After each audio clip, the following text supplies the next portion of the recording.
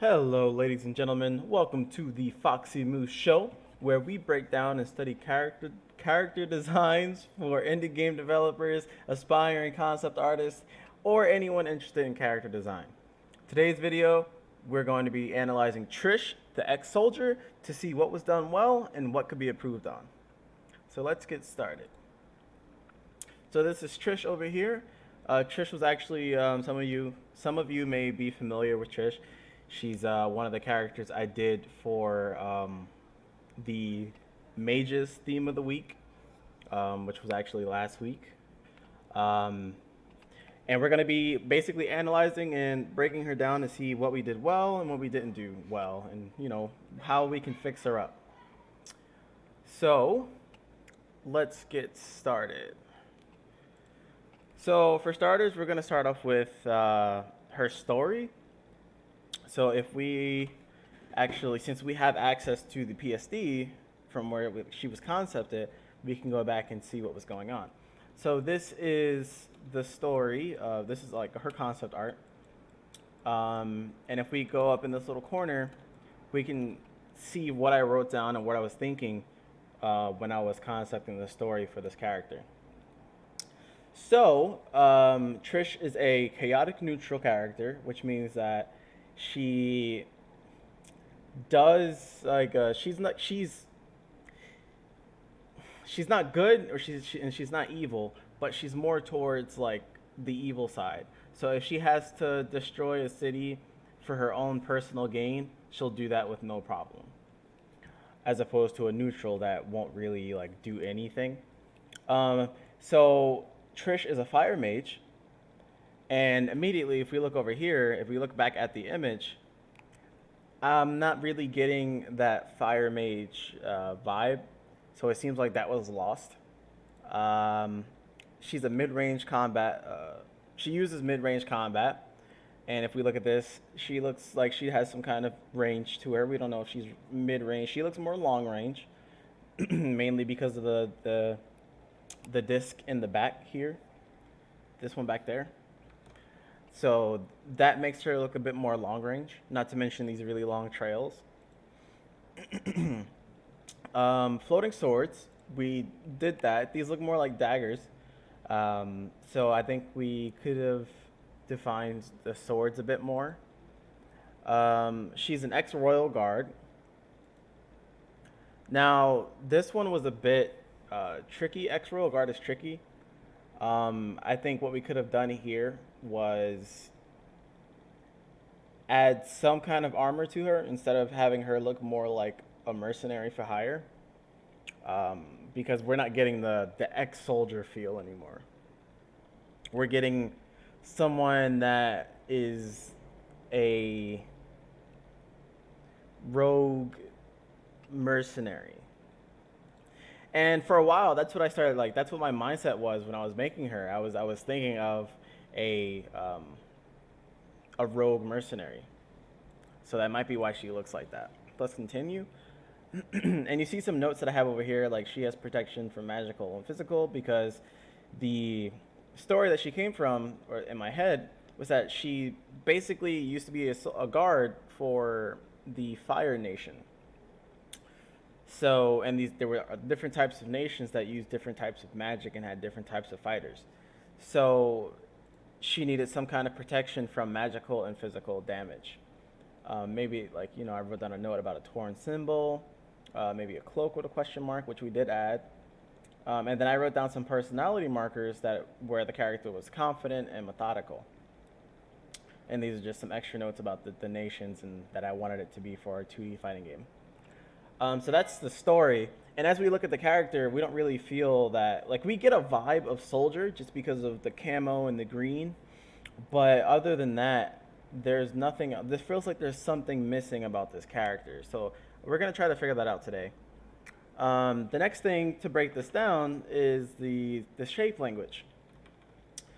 So there's actually little to no shape language here at all.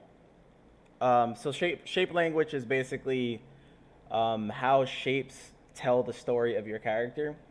So squares will generally show that a character is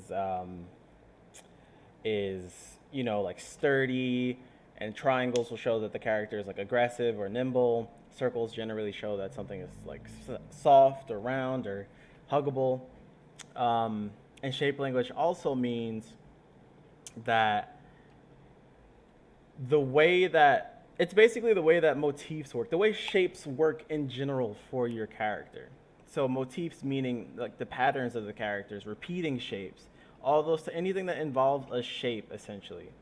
So I feel like the shape language for this character is actually pretty lacking, um, which, which would have been solved in the concept art phase, like the early stages of the concept art phase.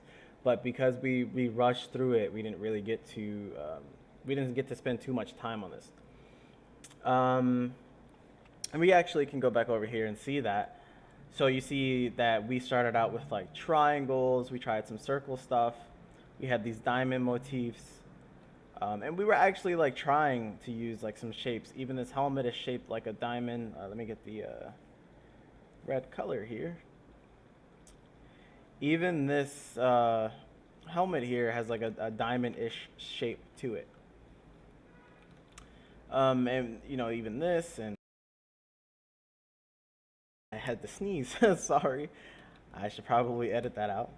Uh, so here we have this cloak. We wrote some markers for ourselves, and again we have this. So it looks like we were going for this whole diamond motif.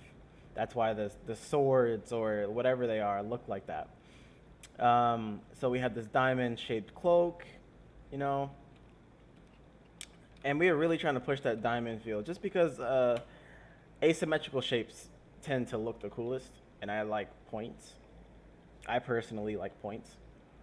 Um, and then we tried to add some more diamond motifs here. We tried to add them inside, but it just wasn't working for the character. At this point, I should have tried some new motifs instead of trying to force the diamond shape. I should have tried some new motifs. Like, what if this character had circles in it, like more circles in it? But I was so focused on the diamond shape that we got this really stale overall design. So here we basically blew this up, because what I liked was I did like how they were like the pointy shoulders that kind of had like these diamond shapes inside of them. I did like that, so we went forward with that.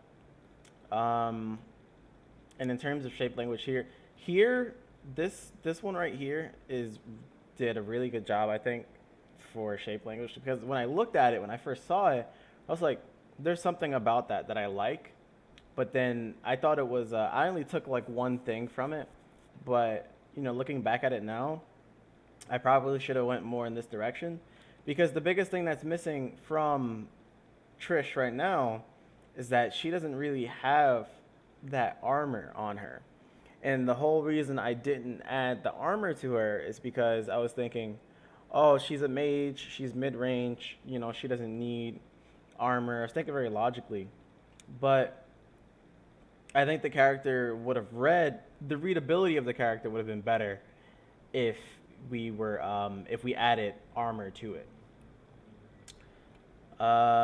Okay, so, and here we have really strong shape language. We have these really strong diamond shapes. We have these really strong square shapes, rectangle shapes going through here. Even this hood back here is kind of like a diamond shape. Even this hair is kind of like a diamond shape. You really got the feeling that this character was about diamonds. Like they were all about these diamonds and these rectangular shapes. But we went away from it. And we went more towards. We tried to implement the neck piece here, but even that felt weird, and I wanted to have the piece open, like the cloak be open. But even at this stage, I wasn't too happy with the direction of the character. Instead of moving forward, I should have definitely put more time into this character. Um, even at the base here, like the pants look okay, but I definitely should have spent more time on the concept stage of that. So while we go from there, so if we were to basically fix this up, if we were to if we were to fix anything with this character right now, it would be to try to find some more shape language, basically shapes that could work for the character and implementing them all throughout the character. And the next thing is the design balance. So the design balance meaning things like large, medium, small, or shape variation, things like that, readability, values. We really didn't get too deep into values here because, again, this was, this one was rushed really bad. So if we were to take more time, definitely like the upcoming stuff that I'm doing has more time put into it because I really wasn't happy with how this one turned out. But so let's see what's going on here. We have the big cloak. Let me go back to the red color. So we have the big cloak, right? Right, that's a big shape. All right, and then we have this. We have these medium-sized pants. These pants are actually like a medium size. They came like down here. And then we had this small like combat bra. But the problem here is that that's all there is. That's it. Not to say that this character is not to say that simple characters aren't good, but this character is too simple for the story that she had. Because her story has her depicted as an ex-soldier of a nation, of the Fire Nation, the only story element that we can pick up is that we have these scars.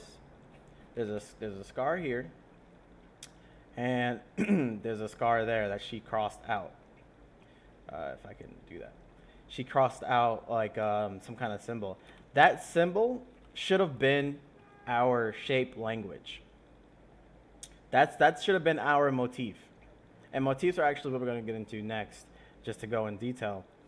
But that symbol should have definitely been like all over the place, because that would have made the character feel like her outfit was made for her. Right now, it doesn't feel right. There's something missing. And I think what it is that there just needs to be more story elements, be it armor or some kind of like actual like weapon on the side of her hip or something. Something else needs to be added to that character. And let's go forward to motifs and patterns. So like I said, this is like still a diamond shape. It just pinches here. That should have been our motif for this character. But for some reason, I didn't use it. I guess it was due to a lack of time, I believe. I don't quite remember. But that should have been all over the place, because then we could have actually, done some stuff. Say like if we do some kind of sketch right quick. Let's see if we can apply a sketch for this character with that motif.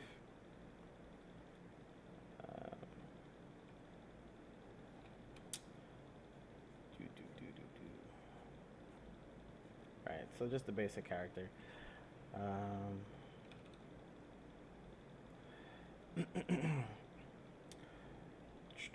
So we say our character is an ex-soldier from a Fire Nation.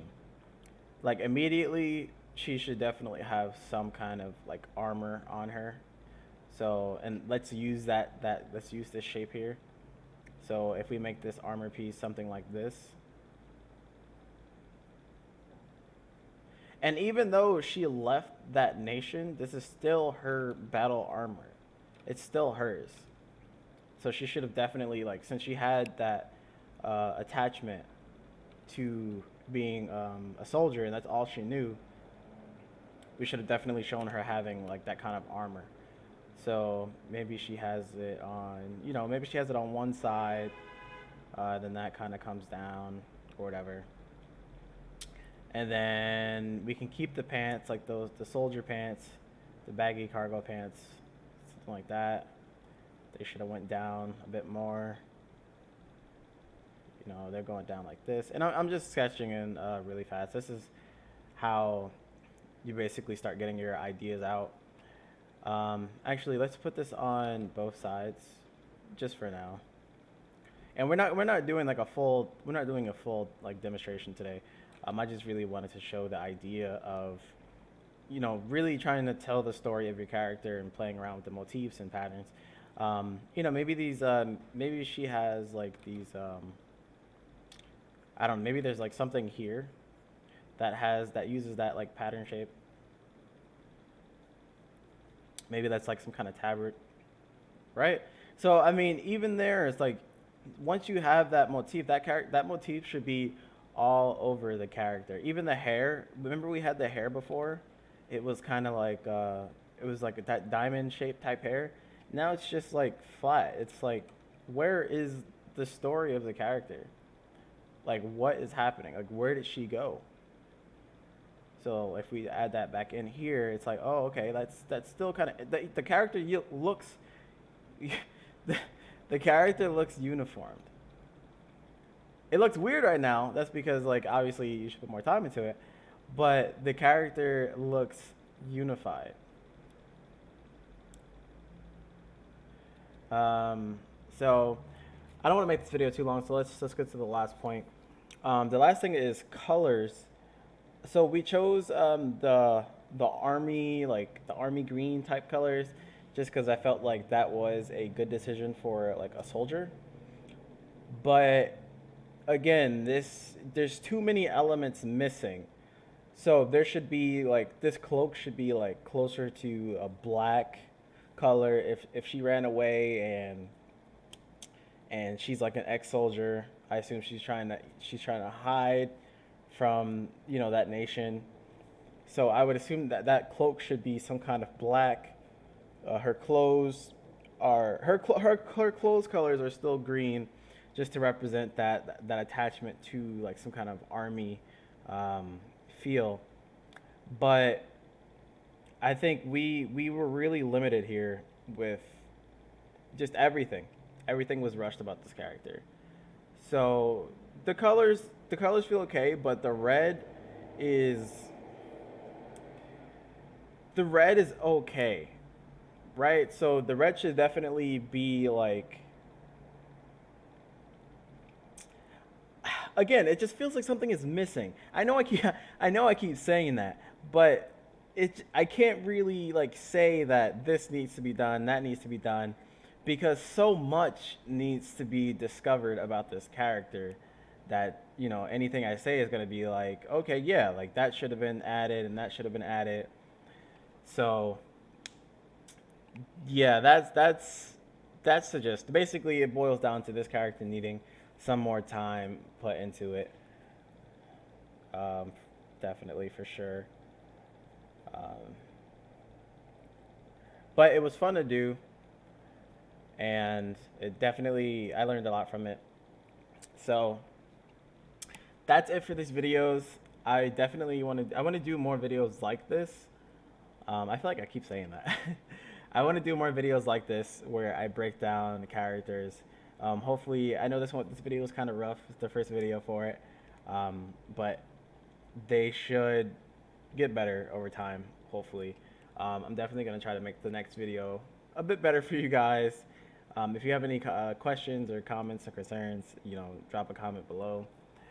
But in any case, if you guys have any ideas for a video game character that you would like to see broken down and studied, please leave a comment below. Be sure to grab all the PSDs for Trish and all the other characters, including this one as well. Be sure to grab those PSDs over on Patreon at the link below.